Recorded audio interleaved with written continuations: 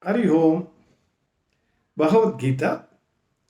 We will recapitulate slokas 1 to 13. What Lord Krishna is saying to Arjuna. In the second chapter, we saw second chapter is a kind of introduction to Bhagavad Gita. So Krishna talked about Jnana Yoga, Karma Yoga, Bhakti Yoga, everything he described to Arjuna. In third chapter, Krishna is talking about Karma Yoga. Third chapter begins with a question. Arjuna, in verse 1, asked Lord Krishna, Hare Krishna, if knowledge is superior to action, according to you, then why are you asking me to perform action? This is the question he is raising. In verse 2, Arjuna is asking, Hare Krishna, it is confusing to me. He is not saying you are confusing. He is saying it is confusing to me. Please tell me one path by which I can attain perfection. This is the question which Arjuna is asking Lord Krishna in the second verse. In verse 3, Krishna says, Yes, I told you that there are two paths. One is path of knowledge and another is path of action. Yes, I agree. I told you. In verse 4, Lord Krishna says, By mere renunciation, one cannot attain perfection. Running away from duty is not renunciation. This is what Lord Krishna says.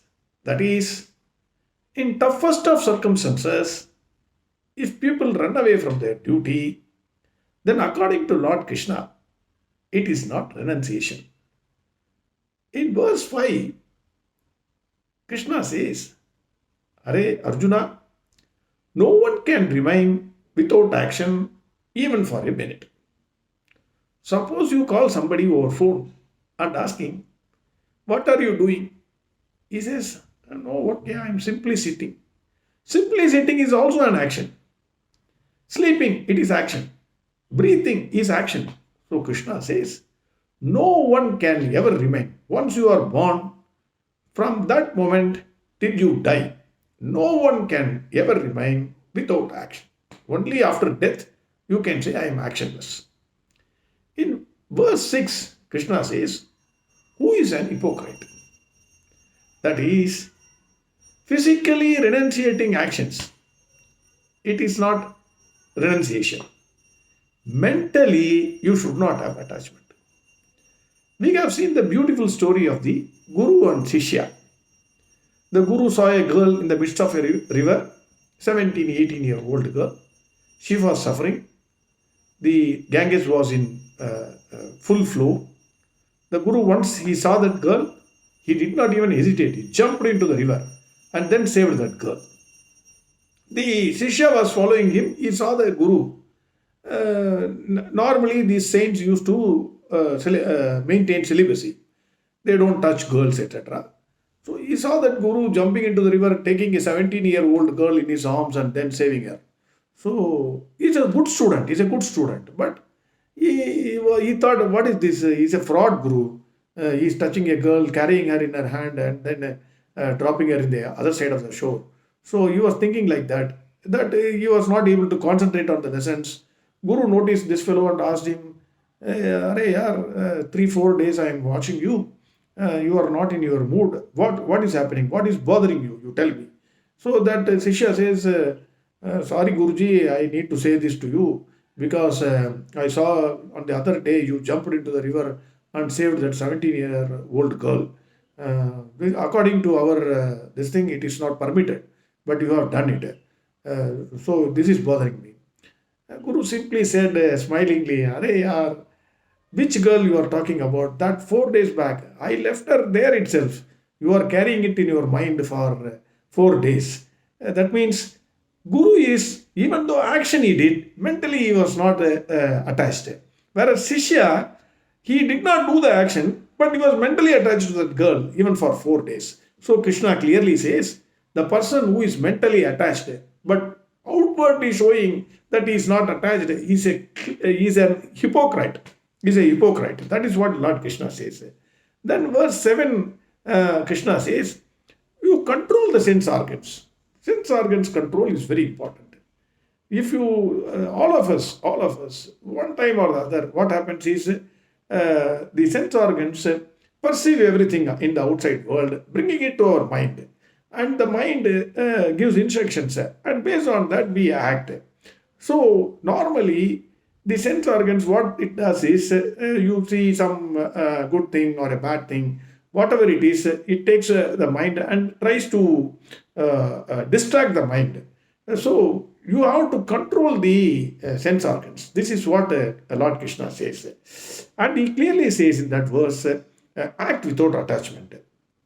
Attachment is the dangerous thing. Only because of, in fact, Krishna in many places in the Gita says, act without attachment. Mukta Sangha. He always says that. So, in verse 7 also, in this, Krishna says, when you do action, you do action without attachment. Then in verse 8, Krishna says, you perform your duty. Action is always superior to inaction. Always. We all know there is an English saying, idle man's mind is devil's workshop. You cannot run away from action. Any day, Krishna says, any day, action is always better than inaction. He further says, even the maintenance of your body is extremely difficult if you don't act.